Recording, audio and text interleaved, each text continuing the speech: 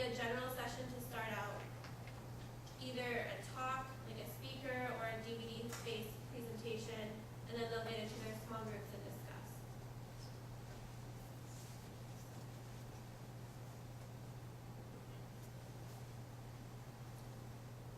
Eric has a question. Yeah, Eric. How's it gonna work out for like the different grade based? Sarah brought it up, like some grades will know more than others, Yep. and how will that work out? That will be extremely helpful to the students who don't really know much, also with the students who know a lot. Because then those students who know a lot can spread that to the other students. Even if they know some things about what we're talking about that night, which I'm expecting a lot of kids do know about it, once they hear it again, they might take something else out of it to grow in their faith. So even if you're really strong in your faith already, there's always room to grow. And so hopefully those table leaders will help show that, because they might be learning something that night too. Does that help with that, or any other questions with that? Now, Sarah is in youth group already and participating in events. So one question that I had last Wednesday with my last presentation was, what are they gonna do? Because the youth-led nights will be more of that planning events. Middle school ministry will still help at the events, like go to the events, but they won't be in charge of planning them. Once they get into high school, they'll know what they liked and what they didn't like about what the high schoolers did, and then they can change it from there. So that'll be a change.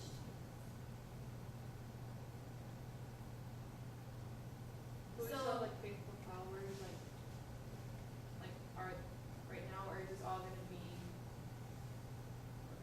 This will all be faithful followers, but the youth-led nights will look more like what we do in the cave.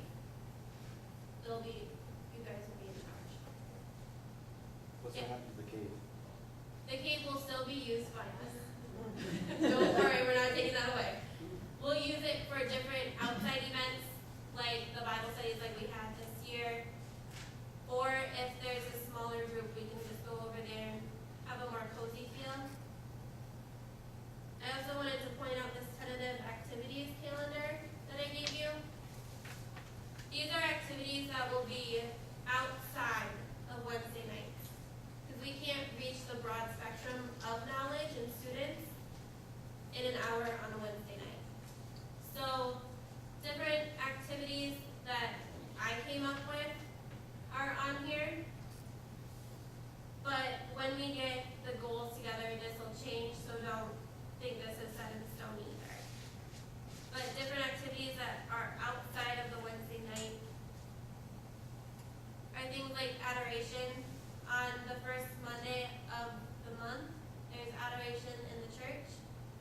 And so one of my goals this next year is to get students more involved in adoration, because in going to NCYC, I saw that they didn't really know what was going on. Why are people crying? Different things like that. So I think it'll be better for students if they know someone will be there from 4 to 5, that are friends with them, that know who they are as a student. And so we'll be there from 4 to 5 every first Monday of the month. You're not expected to go, but if you want to grow in that area of your faith, they can go to that. All the things that start with T3 are the Bible studies that we kind of started this year. Those will be, usually I put them on Sunday nights. Class. That name will change. I'm looking for different names to call this new program. So if you have an idea of what to call it, there's a spot on that detachable sheet of paper. Another idea I want to start is family game night. That'll be here. It'll be community-wide, and families will bring games, cards, different things like that to play with other families or play with the family by themselves. Open gym will be open to all 7th through 12th graders, and it'll be over in the school. I talked to Wendy, and I think it's the last Tuesday of the month.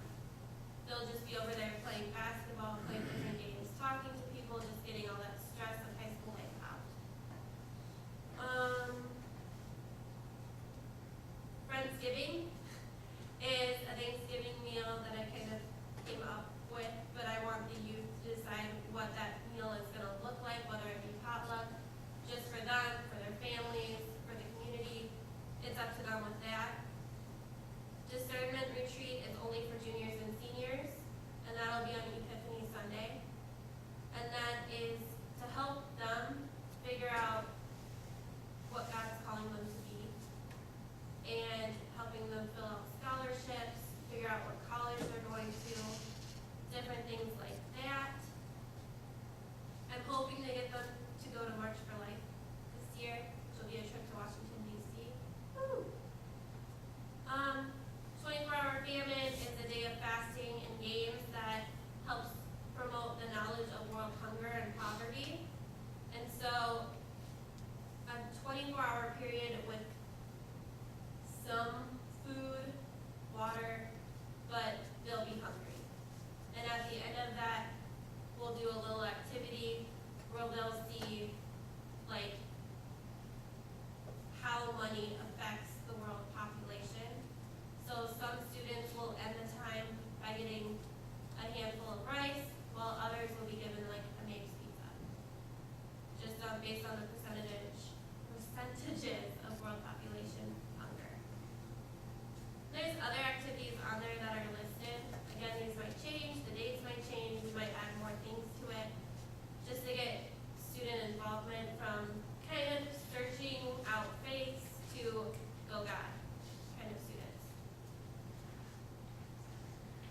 So those are things to look at. Again, they're not on Wednesday nights, so I don't expect all students to be at every single one of them, because there's different sports activities that are gonna fall on some of those things, but we need to reach the people who aren't in those sports.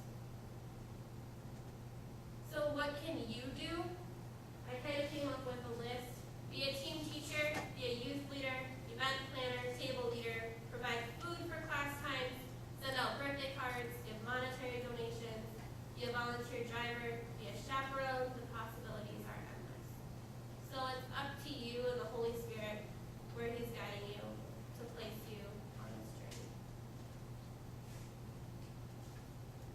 Any more questions? This is a lot to take in. Yeah. You said like there will be like classes on the first and third Yep. Wednesday of the month. Yep. So like on the other two, that'll be like basically team led, so the team's gonna decide basically, but it's gonna be like the class still. It'll be who are involved in the class, so it'll be all 9th through 12th graders have a choice at what's going to be planned on that night. So if you want a speaker to come in, or if you want to do a service project, or you want a social activity, if you want a liturgy, or a prayer service, or something like that, you can kind of, the groups of people that are working on those goals can help you make that happen. And so we want it to be more than just book work, we want it to be lived faith, so that you feel like you are growing in your knowledge of God, but also coming closer to Him. So, yeah, it should be a more rounded experience of faith formation. Have you thought about a weekend where they could take part in like homeless, cardboard, shelter, little city playground? That would be a good idea. When it's 20 years old. Oh, I don't know about that. That might get into some insurance claims. They do want to work with the homeless in the Minneapolis, Twin City area. And so I'm working with different groups up there to get them involved in that, but that would be a good way to come home and then actually live that out. I'm not gonna sleep outside. But it was your idea, Leroy. But yeah, that would be good. So how did that work out? You know, you visited one time with us about getting involved in a soup kitchen. And did they get coordinated? No, we haven't done that yet. You haven't done it? No, All right. we're gonna focus more on the city Okay. experience. Oh, okay. All right. Scared. Yeah. I feel like I'm asking a lot of No, questions. you're but good. For the city teachers, how is this gonna affect them if they like rely on having helpers in the classroom, like the student aides. There can still be parent aides involved, and my goal is to work more with those catechists to bring my teaching degree into their classrooms. So helping them focus more on different ways of classroom discipline, classroom management, getting the students involved in different activities, not just reading out of the book. So I'm hoping that'll curb the need for aides. But yeah, that is a problem that I'm working with.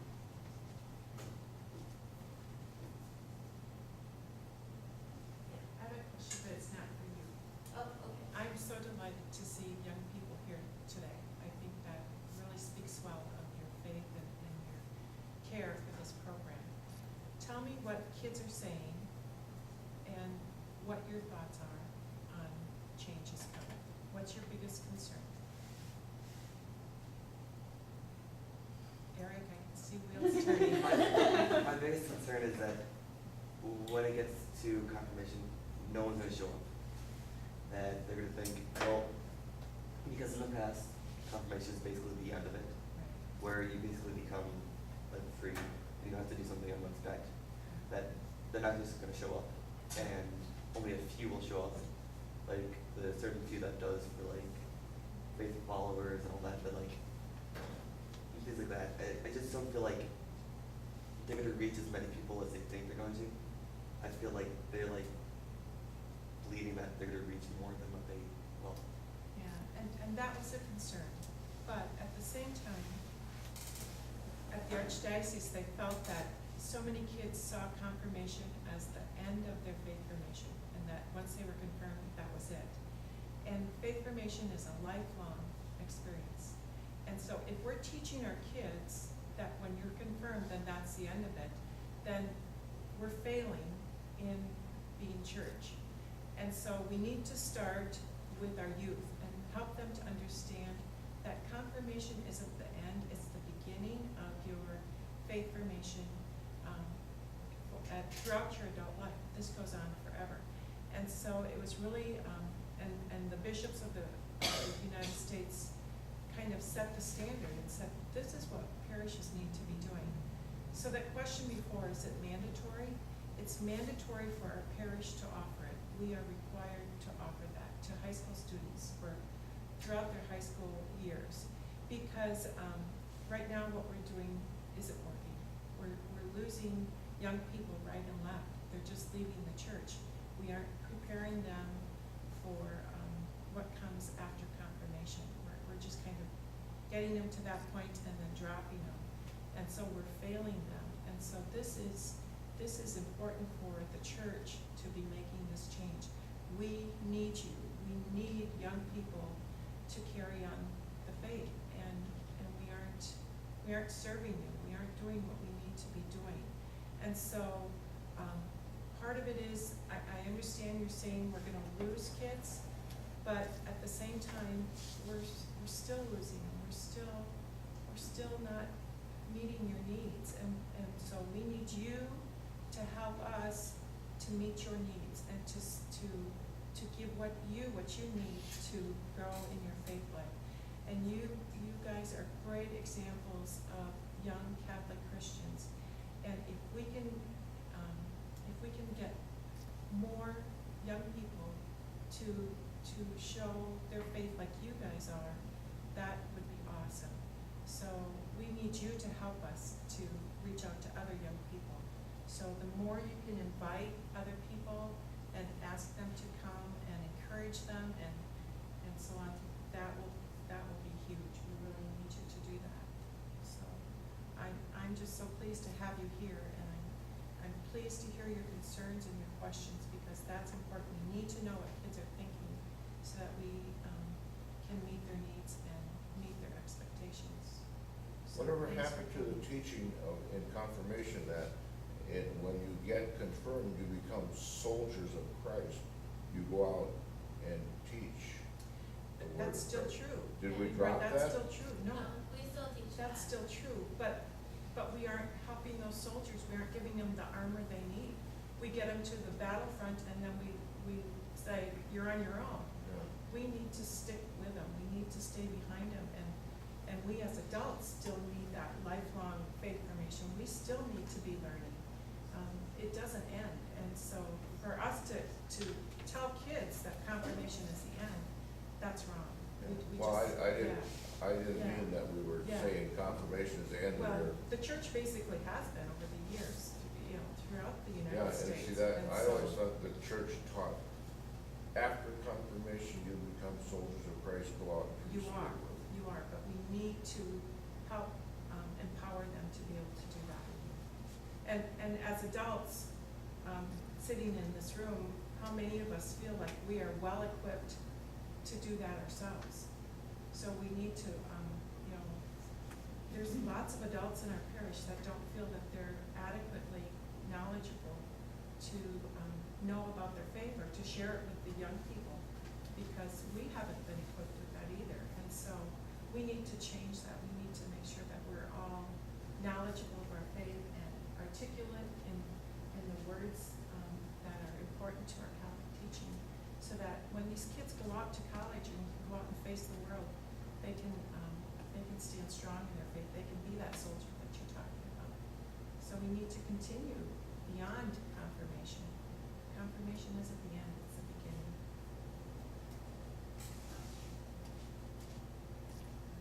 And we know that the first year isn't gonna look exactly like we want it to look, and that we're not gonna get those 11th and 12th graders back. We'll get a few of them back, but not all of them.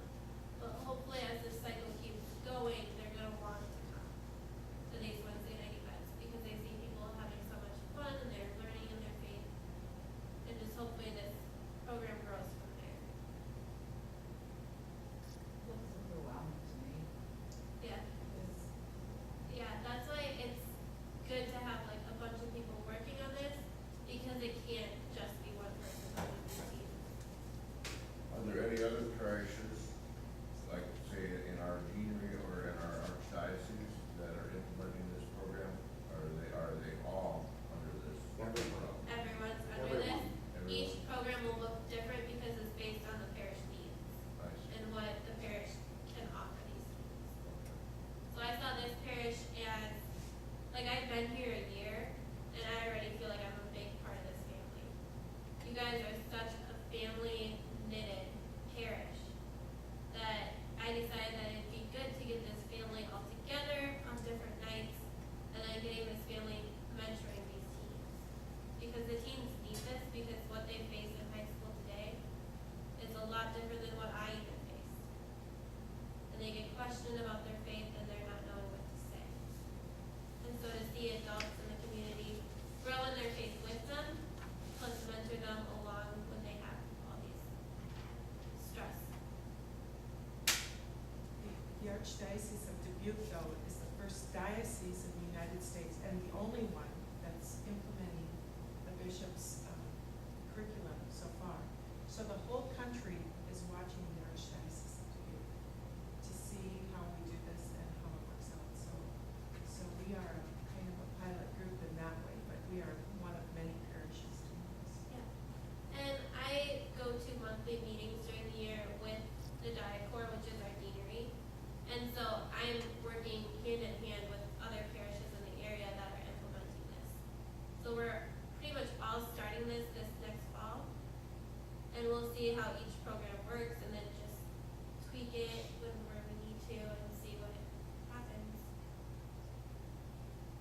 So we're not alone in this either. Like, there's other churches around that we can lean on to help us with these changes. And they're good changes. Like, I can't wait to see 5 years from now where our parish will go.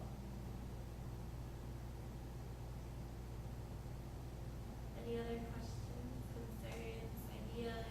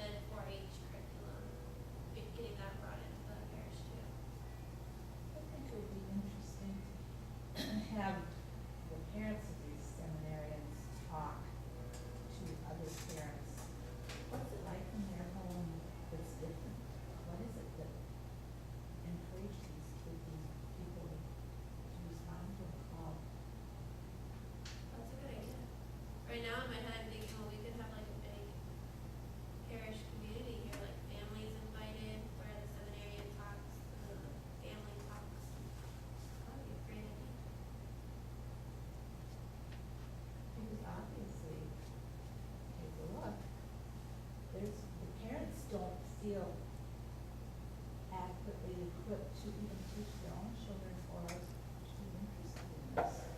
Because they were brought up in that old catechism where you were done. Yeah. So hopefully this new program will curb that, we'll get back to.